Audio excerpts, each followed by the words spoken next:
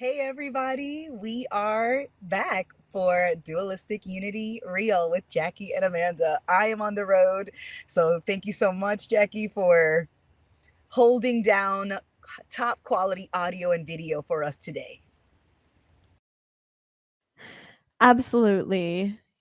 I wouldn't say top quality. This microphone does really make shit crispy as fuck. Thank you, Rainer, once again. But I think I like it. I like the difference in scenery from time to time. Maybe it'll cause the conversation to go in a different direction, just because of set and setting, If you sit in the same place every time, like it triggers a similar schema of thoughts that like are typically running through your mind. But if you switch it up a little bit, you don't know. You don't know what this new situation will bring. Why are you in the car, by the way?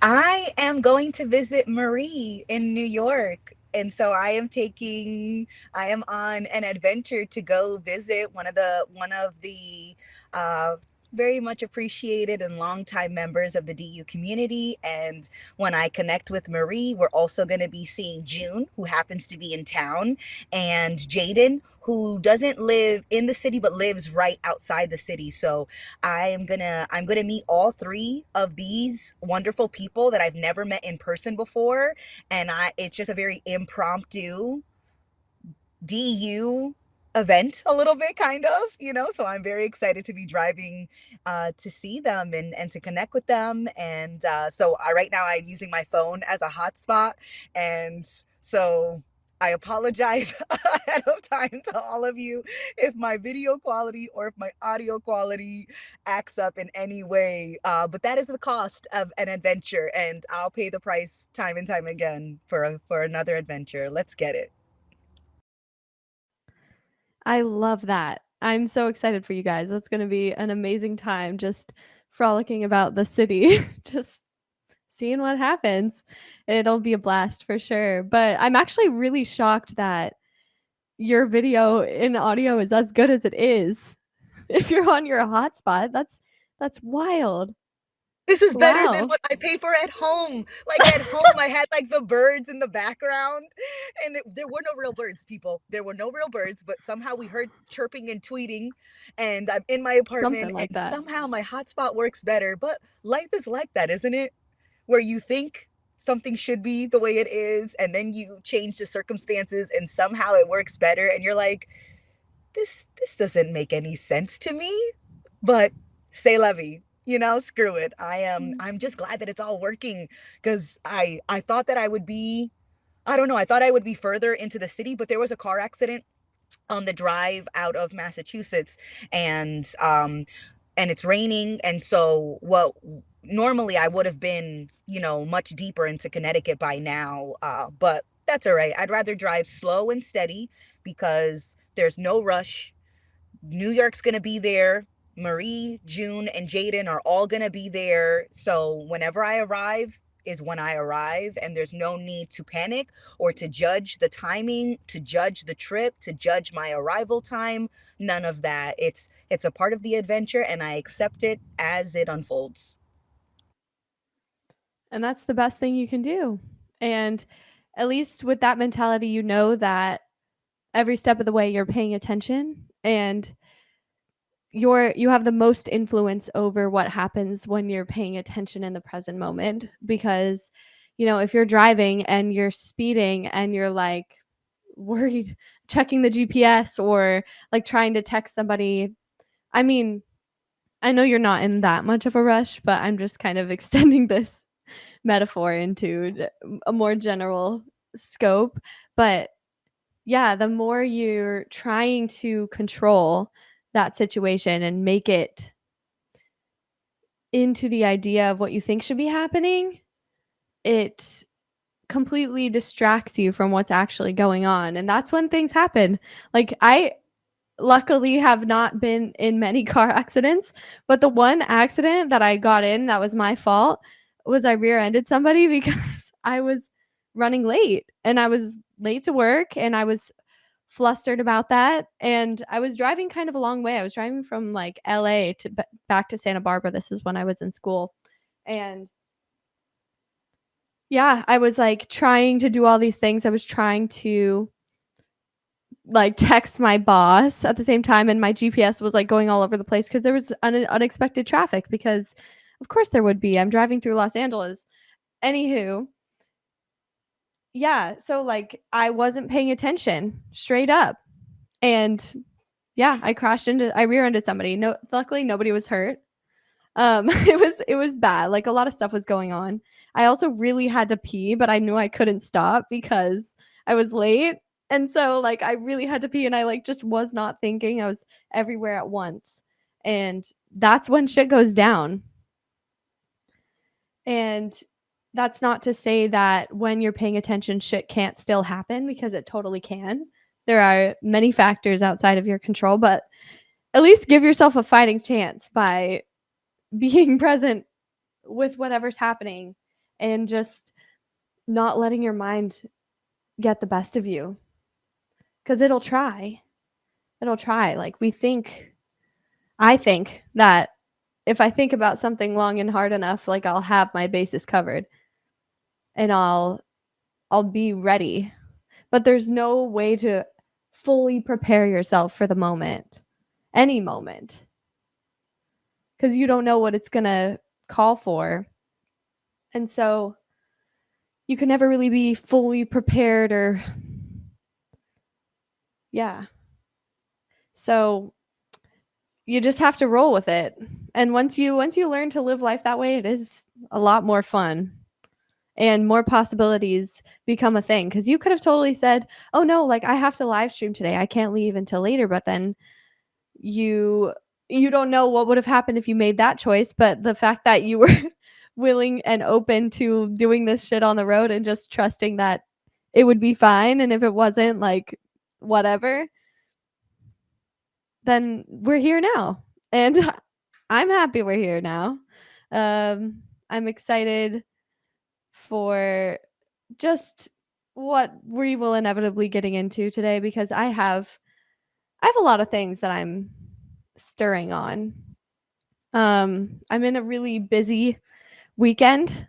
A lot of things are shifting. I'm about to finish my yoga teacher training, so I'm like finishing up my final project. It's due on Sunday, and like thinking through that. And then I also have like a mini share thing that I'm doing, like I'm talking about music, and I'm talking about how it can be used in yoga classes, and I have to do like a meditation or like a little presentation about it. And I'm just overthinking it so much, I think. And I have the both of them done. And I'm like all stressed and worried that I'm not going to be able to finish my shit in time. And also like at work right now, I have to work all weekend, but also I have a meeting with my manager today, talking about like possible promotion thing, but I'm not getting in my head about it. It's like a performance review, but I'm like, they've already had me take like multiple tests and shit. And so I feel like I have to advocate for myself, and I don't know. I just feel there's so many question marks in the air about what they're gonna say, what I'm gonna say. I don't know. I can't know what I'm gonna do in that moment, but I have so many thoughts running in my mind about how the next 3 days are gonna go, and it just feels like a lot. Also, I'm well. I guess we'll just start with that. We'll start with that. Um, a lot of shit. Like the idea of stuff happening in the future can feel so heavy at times that I don't recognize how much time I actually have, and how my time could better be utilized with just enjoying myself. It's hard for me to tell where I can relax and where I can be more engaged and do more, because I am doing a lot right now, and part of me does recognize that, okay, yeah, that's valid. You have a lot of things going on. Of course, you would feel a little bit overwhelmed. But at the same time, is it a lot or am I just telling myself it's a lot and not meeting that challenge with some sort of healthy structure? Because I'm like, okay, well, if I like actually started planning out my life and following a schedule and getting things done in a timely manner, like I could do so much more with my days. And part of me feels like I should be doing that. But at the same time, I recognize that I don't have to be doing anything and there's no timeline. And so then I'm just in this in between place where I have to have responsibility and sensitivity and it's uncomfortable. But it's funny because I'm exactly where I need to be and yet I feel so strongly that I'm not and I doubt myself so much and I just constantly second guess every choice I make, but that's okay too. That's okay too. But yeah, that's where I'm at. And I'm excited to get into a couple more things too, but I'll let you respond now. Oh my God. Well, thank you for allowing it. Thank you for but on a more serious note, definitely I resonate with how full your weekend feels. My weekend feels mm, just it feels very, very full. There's a lot of moving parts. Um I definitely debated in my own head, like, should I ask Jackie if we should reschedule our live? Should I tell Marie and everybody I'm going to be a lot later? Should I cancel going to the city? Should I have plans in Rhode Island with old friends, and then I have to be back in Massachusetts on Sunday for my traditional Monday through Friday job because we're sponsoring an event, and so I have to be back to be at that sponsorship, and so we're going to be on the road for a good chunk of this weekend, and I'm so thinking, should I move things? Should I cancel things? Should I still commit to them? Am I not? Am I being scared? Am I not trying to, give my all? And it's all of that and none of that. Could you be doing something different? Yes. Could you be doing more? Well, what's more? Because you're doing so much. You're being this moment. You can't be more of this moment than you already are. So the idea of doing more is such a funny concept. I can't be more here. I can feel like I'm not here. I can feel like I am here, but I actually the situation the here-ness doesn't actually change. Like I'm always here. And it just looks different because last weekend it wasn't so full. And so when you're telling me about, you're wrapping up the training, you're potentially discussing a change at your current job, you're meeting me for the live, you are taking care of yourself, your mind and your body, and you still have to eat. Today's the first. We just paid rent. Like there's so much that even just happened today. And so it is enough. I it is okay. And although there are a lot of moving pieces, I don't have to judge the pace at that movement. I don't have to judge the direction in which things are moving, but I can just remind myself that, even if I have a to do list of 10 things, I can only really do one thing at a time. What can I do right now? What is available, what makes sense, what do I not have to force. So in the moment, although we have work on Sunday, we've got a birthday party on Saturday, we've got plans later in the night, right now we're driving. So, and right now, right now, we are on the live. So what did we do in the middle of our drive, or the beginning of our drive, really, if we're being honest? We pulled over, and we pulled over at a gas station, and we are doing the live because that is what is available and what I chose to do with this, with the options available to me.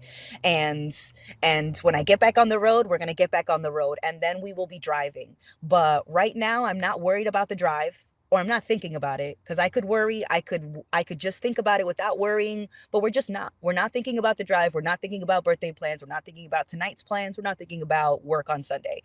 We are just really glad. I'm really glad to be chatting with you. I so look forward to it. And so that's how I brought myself back when I was thinking about, should we cancel or should we reschedule?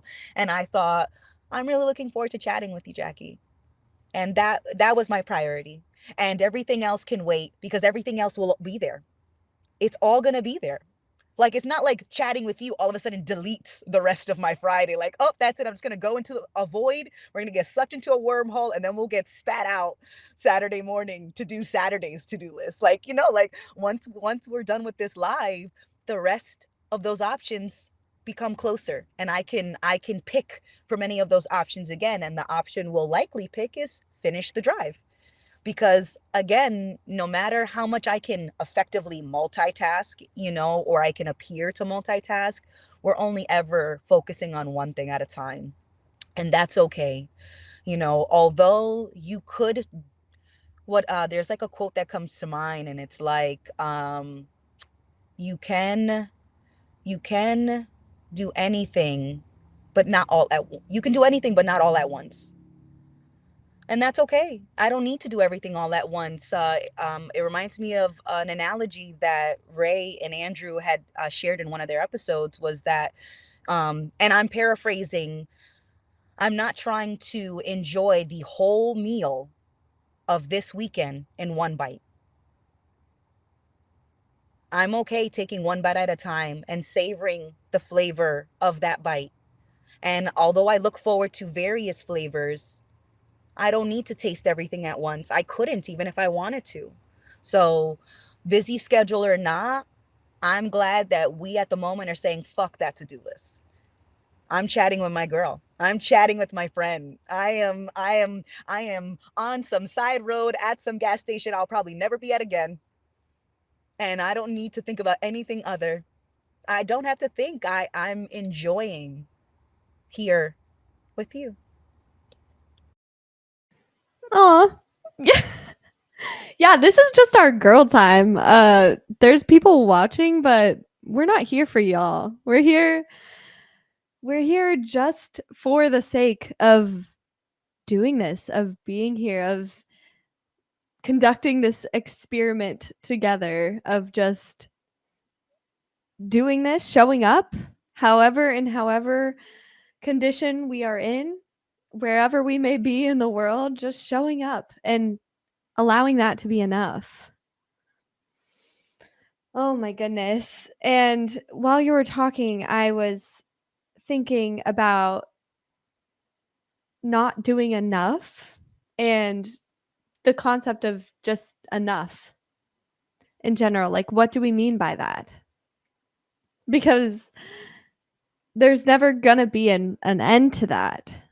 And that doesn't mean you should do nothing, but also, you if you were trying to maximize your productivity, there would always be something left unaddressed. That it's physically impossible to fix everything. The world is constantly descending into chaos. It's one of my favorite things just to observe is the product of, I think it's entropy, where it's just things continue to get more random and more, not random, but like continue to go in a billion different directions and have infinite variations. And looking that in the face, it doesn't fucking make sense to try and hold on and be like, "Oh, this over here, this over here, this over here." Like, my attention needs to be everywhere at once. I don't have enough hands to plug all the holes that I assume are wrong in my life. All the things that I feel like I'm not doing, or where my attention is, where my attention needs to be, where it's not, but that need is only created in my own mind.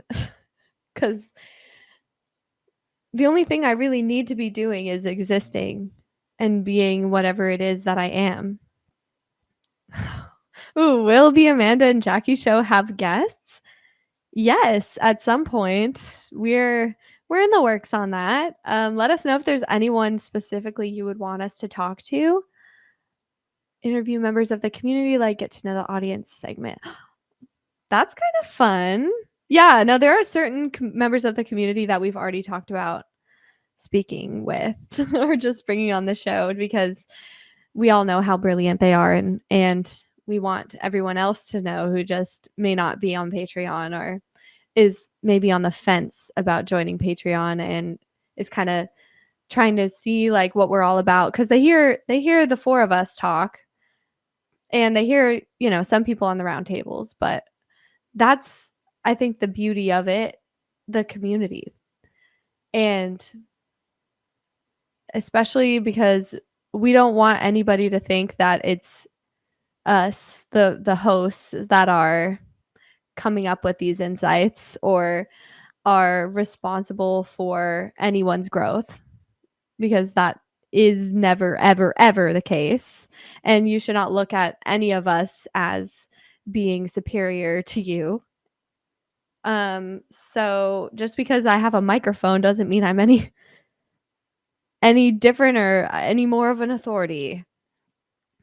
So I just want that to be said, just in general, because we had an interesting conversation earlier, just about like the need that can sometimes come up, and people have ideas of you and they really cling on to that idea of you because it validates their idea of themselves, or it fits into a storyline that they're trying to believe in, and they see you as some sort of like angel god sitting on a hill who is perfect. But ain't no one person in this whole world perfect. Everybody is everything and has, the entire spectrum is on the table with every person. So you should never look at anybody other than yourself and think that they're going to fix you, or that there's like you should aspire to live like them because they seem to have it figured out, because that question and that answer can only yeah, that question can only be answered by you. That answer comes from your unique perspective and experiences, and that's not going to look the same at all to everybody. So, yeah. Um what do you think, Amanda? Who should we have on the show? Or I don't know if you can just name names about like people, but like community, like the idea of a community series definitely sounds fun. Oh yeah. Oh yeah, I definitely want to have members of the community as guests. I know one of the first people that I thought of when you and I were even thinking about doing this was Jazz. Yeah. Oh, I love that you said that like at the same time as me. Absolutely. Not only do I love Jazz's one-liners, which are chef's kiss, people. Absolutely, absolutely magnificent. But just watching the journey of Jazz and so many other people is just without a doubt awe-inspiring, because no one no one is trying to make it seem like their journey is just easy or that it's done. And they show the parts, everyone is sharing the good, the bad, and the ugly, and not what's ugly to what they perceive everyone else thinks, but what they think is ugly, which is the scariest thing to share. And so, I definitely was thinking of interviewing members of the community, and other podcast hosts, and Ray and Andrew, and definitely want to have them as guests. And so I'm excited to see that unfold. I love it. Jazz is the one liner go. Absolutely, absolutely, without a doubt. All long may they reign. And I love one of the questions, which was loving this. I struggle with getting overwhelmed by the number of things I could be doing. How do you guys pick which thing to do? Is the thing I pick even relevant, or should I just shut the fuck up and pick one? I love the juiciness of that question. And it is it's always a matter of opinion whether or not something's relevant. I love when we have our Patreon groups or our public group Zoom calls, and someone raises their hands and then they say, I'm going to take us off topic. I don't know if this is relevant. And it's like, we're talking about life. How is it not relevant? We're talking about reality, experience, existence. How is it not relevant? It is always, it is all connected because it's all a part of the same package to some degree. And when I'm thinking about my to-do list, when I'm thinking about making a selection of something to do, not only do I think, is this pertaining to a goal, but also is it connected to a need? Am I attaching to it? Do I think that this means something about me? If I don't do this, am I going to freak out? And I ask myself different questions. At least in the past, more recently, I've just been thinking, where do I want to move my attention? I could do anything. I could do anything at any given moment. What do I want to do? And I feel comfortable in knowing that even if I make a choice and I don't like it afterwards, I can just change it. No choice is stuck. Let's say we've got laundry. We've got paying bills online. We've got hanging out with a friend, and we've got dishes, right? We've got that list. I could pick laundry, and then in the midst of getting all my stuff ready for laundry, I could be like, man, those dishes smell rank. I think I'm going to change my mind. I think I'm going to go clean those dishes. And then I could do the dishes. And then instead of going back to laundry, I could then think, you know what? Let me I have a little bit of time. I'm gonna go pay my bills on my computer, and then I could finish paying my bills and then go see my friends. And the thing that we started with, which was laundry, that we changed our mind about, could get pushed to the next day. Now, does that mean that I am not an adult? Does that mean that I am not productive? Does that mean that I am a horrible person because I decided to do laundry and then changed my mind and then pushed it to the next day? No, it doesn't mean anything. It means, or not means, it's just I observe that when I picked something, I didn't want to do that anymore, and so I didn't. Life isn't a prison sentence. It's not. Nothing is set in stone. For to a greater degree, nothing is set in stone. So if you make a choice and you don't like it, you can change it. And you can look at, why don't I want to do the laundry? But it's not an existential crisis if I decide to change my mind about my to-do list. Like, it doesn't have to be. It could be, but if I spend my time thinking about why I did something, or why I didn't do something, then I'm going to be in paralysis. I'm not going to do anything, because what I am doing is just judging myself. That is what I am doing in that moment.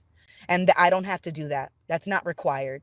And any opinion that I have is just an opinion, and my opinion isn't the totality of my experience. My opinion isn't everything. It's just it's just an opinion, and I don't have to take it seriously even when it comes from me.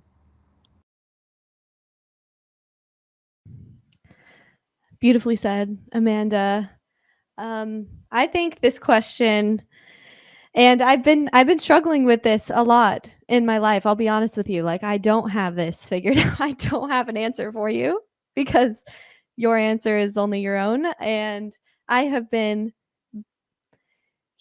trying to accept and work through the understanding that my path is only my own and that I have to be the one to choose how I spend my time. And there's no right way to do that. And that kind of pisses me off because I wish there was. But um it's not really about what you're doing necessarily, but why. And I think if you figure out the why, the what kind of also figures itself out, because there are things that you're already doing, during your day. You are interacting with the reality around you constantly 24/7. You're never not doing something. So just notice what you're already doing and notice how it makes you feel, notice the effects of it, and then if that's something that you want to continue doing, then continue doing it. And if it's something that you realize has consequences that you don't particularly enjoy, then you can let that go, and you can open up space in your life for maybe that next thing that you're really passionate about to come in. And that, I feel like, can only happen if you stop trying to decide beforehand all the things that you do and don't do, and like coming up with a list of habits you want to have and like scheduling them into your life, and then beating yourself up when you don't do all of them, and creating pressure on yourself because fucking guilty. Oh my gosh. I have journals from like 2 years ago with like habit trackers, and it has like I wrote this all out by hand. Like very intensely, like bullet journal. I had like 10 habits listed out, and then I had a day of the week, and I would like check it off, and I would feel super good about myself when I was like doing all check marks, and I felt like I really had my life together. And that was the extent of discipline. Like that was the most disciplined I've ever been, when I was scheduling out my time like that, and also like hour by hour planning things out. It was kind of how I needed to survive, at least for school. I think some organization is good, and like keeping yourself on track, I think, is good. I've just been on this journey the last like 6 months or so of learning how to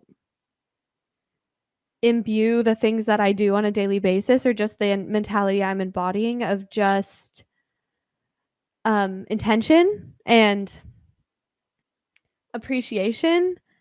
And so just a tiny little bit of intention, I feel like, or priorities is enough to move yourself. And you don't need to be trying to fly through life at lightning pace by like really strictly controlling when you do all these things that you love doing. Um, you can do that, but that really, in my experience, has caused me a lot of internal suffering and strife because I just have such a resistance to where I'm at right now. And if I have all these ideas about how I should be acting or where I should be by now, I'm just wasting the only thing that I ever do have, which is right now. But like when you have a good relationship with right now and you can accept that, then other options then appear on the table. And it's like, okay, well, this is something I know I don't need to do it, but I genuinely enjoy doing this. So yeah, let me invest a little bit of time. I think that's okay too, is to invest like a little bit of discipline if it's something that that you want to do. That's something with yoga that I found to be extremely valuable because I don't want to show up every day. But there is a level of faith in myself, and I don't know, like it felt loving to me to show up for myself even if I don't want to. So I do believe that there is a little bit of discipline that is healthy and I think can enhance your experience. But it's just when we go overboard with it and we tell ourselves, like, this is the only way to be, I can't change my mind, and just really trying to maintain a solid idea of yourself through the things that you're doing every day. But that was my long winded answer to that question. I love that. That was a great rant. It's so easy to think, as it's been mentioned in the comments, sometimes I feel like there's a correct choice. Um, but it's only correct in your opinion of judging any other choice except the correct one. It's just a matter of an opinion. We just think that we know what we should be doing. And it's like, what do you mean should? I should be doing something other than what's happening right now. Like when it's not now. But now should be different. And you're like kind of like, no, I'm bugging. Like, no, there is no should. There's what's happening and what I can do with what's happening. And what's happening is in a constant flux. It's in constant change. So if I like it, it's going to change. If I don't like it, it's going to change. Like it's just always going to change. So when I tell myself that something should be happening, I'm judging what is happening. And that usually perpetuates and maintains what's the opinion of what isn't happening. So let's say I wake up at 10 a.m. and I beat myself up that I should have woken up at 8. And that dread that overcomes me really doesn't inspire me to get out of bed at all. So in judging myself for being in bed at 10 a.m., I may not get out of bed until 11 because I'm giving myself such a guilt trip about how I should have been up at 8 and how my whole day is ruined. And so me judging what's happening is getting in the way of that changing into something that I can do something with that's closer to where my idea is. And well, if I wake up at 10, the option isn't that I have to beat myself up because we didn't wake up at 8. It's to say, okay, we had a plan to wake up at 8, but it's not 8. So what am I going to do at 10? I'm going to get up and just live. I'm just going to get up and make and just start doing and start, you know, doing with what's available. And what's available is the time I tell myself shouldn't be. But I can't change. I can't change that. So it feels like the shoulds delay transformation.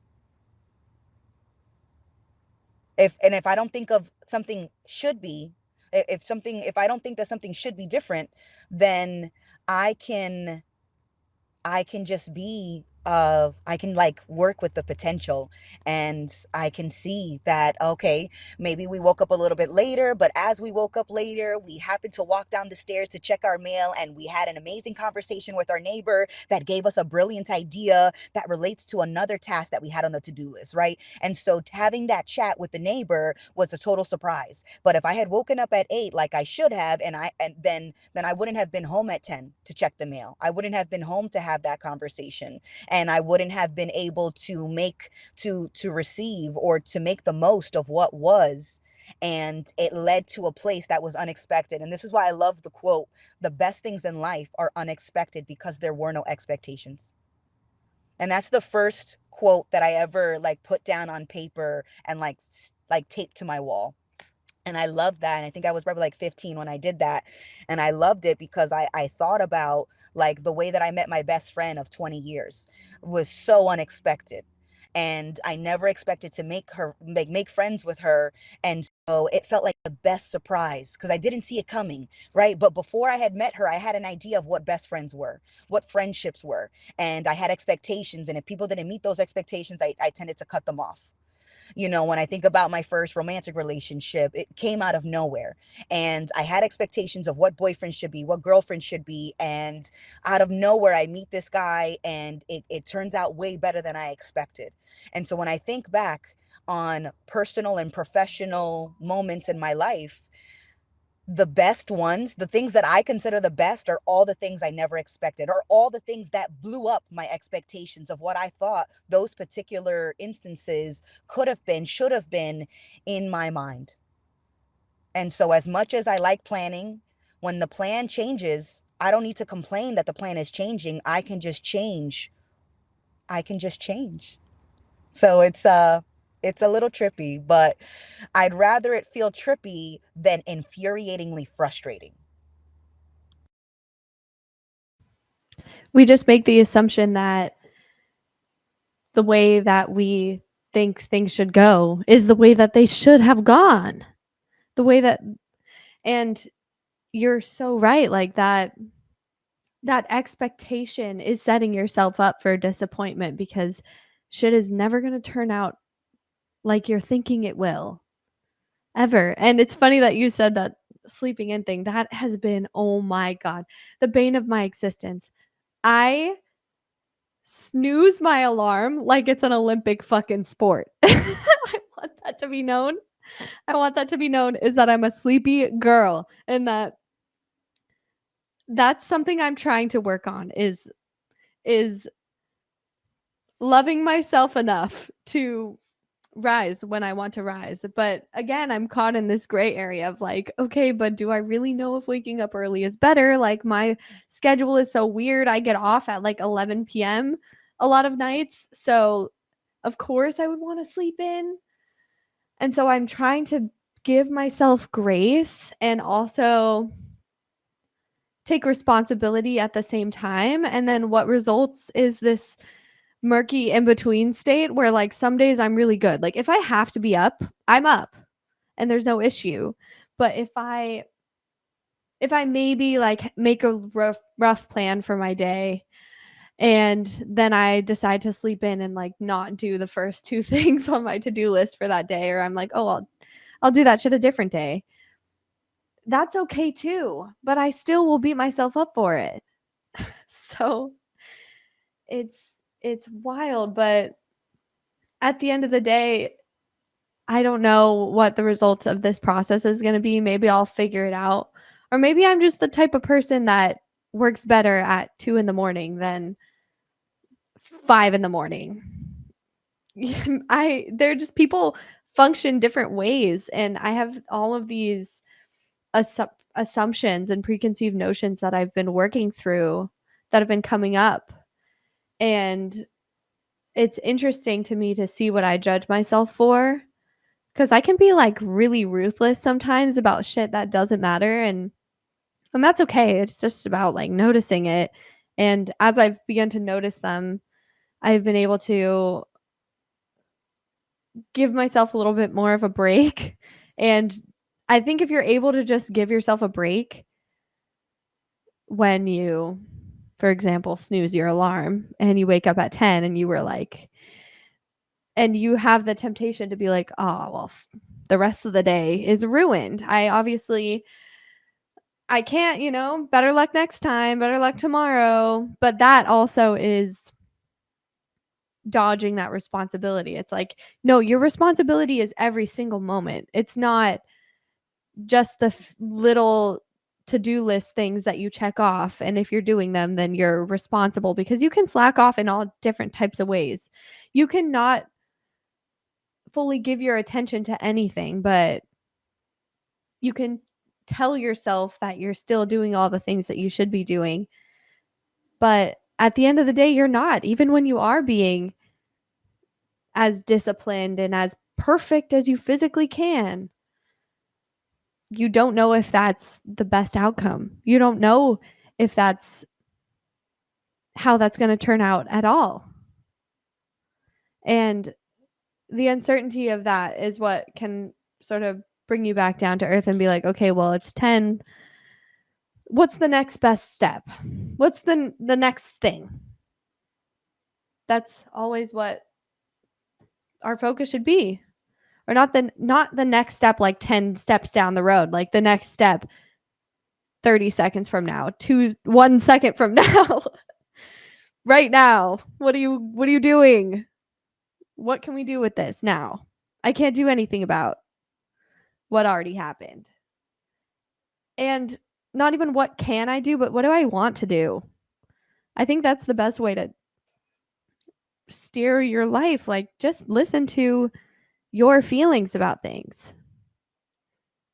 And where things get confusing and overwhelming is when we try to live up to everybody else's standards for how we should be living and how we should be thinking about ourselves and our own standards. And these are all fucking contradictory and paradoxical, and there is no right way at all.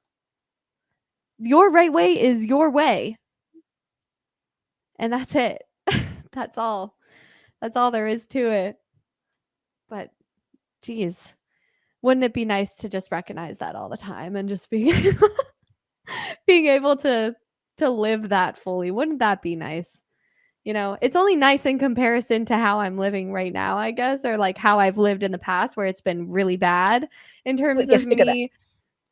Yeah, like I get sick of it, but also if it was never there, I would be kind of a asshole, I think. Hmm. I think it goes both ways, you know, if things were always shit, right? We would get sick of it. And we do. We get sick of like, well, why can't I just catch a break? And I've heard myself say that. I've heard other people say that after you've had like wave after wave after wave of shit hit you, you're like, damn it, I just want a break. But it would be the same way if things were always pleasant. If you always got what you wanted, you'd be like, this is boring. Why I almost don't want to get it. And and when we were talking about finding the right way or being productive or being able to do more, I know people. Not only do I know people who are extremely productive and practical and logical, right? And I used to be one of those people. I used to embody that more. um they don't feel fulfilled. And so I like the way that I think it's somebody had said it, I forget who, but it was like success without fulfillment. Right? So you could have the job and the house or the penthouse and the car and the partner and the title, and you could have that. You could have an assistant sure that every minute of your day is accounted for and productive and still feel empty. And so I love that I have experience chatting with people that, in my opinion, made it, because it was so easy to see that they didn't feel like it was heaven on earth all the time. That they didn't, people that I thought were at the top didn't feel fulfilled, didn't feel content with their life. And it was because there was, or at least in my theory, they weren't fulfilled because the thing that they told themselves that they needed, once they got it, they realized it didn't change the experience that they were having inside. It didn't change the experience that they were creating and therefore living within.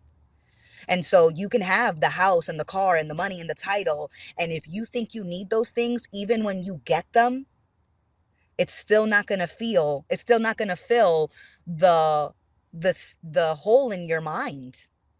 And it's like, of course not, because you're living through this mindset of a bucket with a hole in it.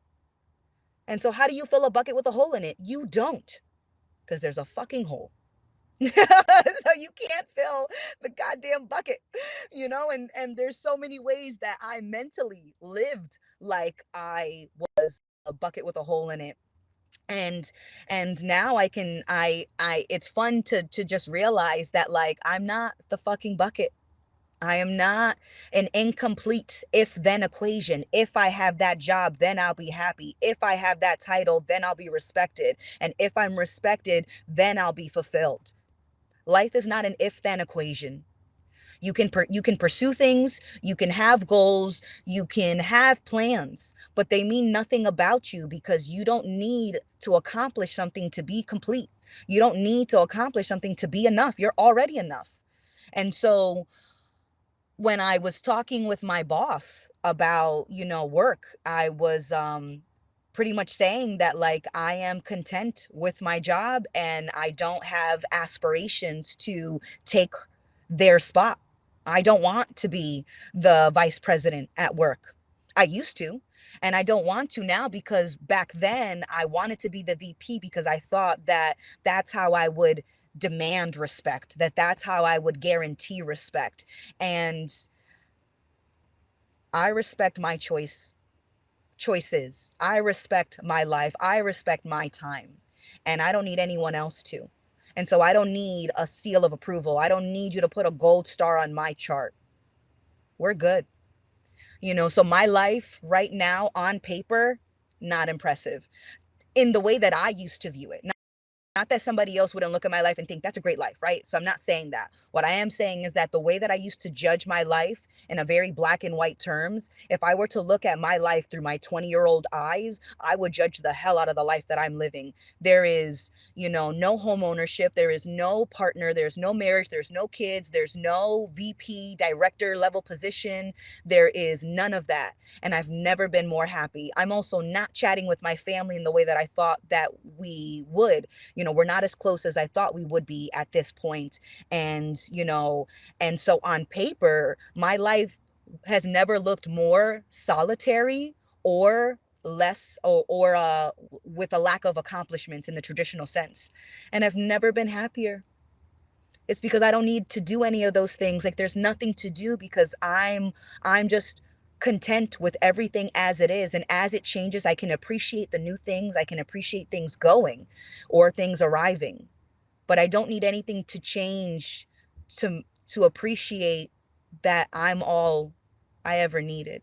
That this moment is enough for me, that I am enough for me, that my life is enough for me as it is, and that I don't need anyone or any job to make it feel better or complete or legitimate or valid. My life is mine, and I'm so happy that I'm finally enjoying it in a way that I haven't before. And so when I thought about rescheduling our call, I was like, no, these calls are a part of the way that I appreciate my life, the way that I experience my life. And so, no, I don't want to reschedule it if I'm not sick.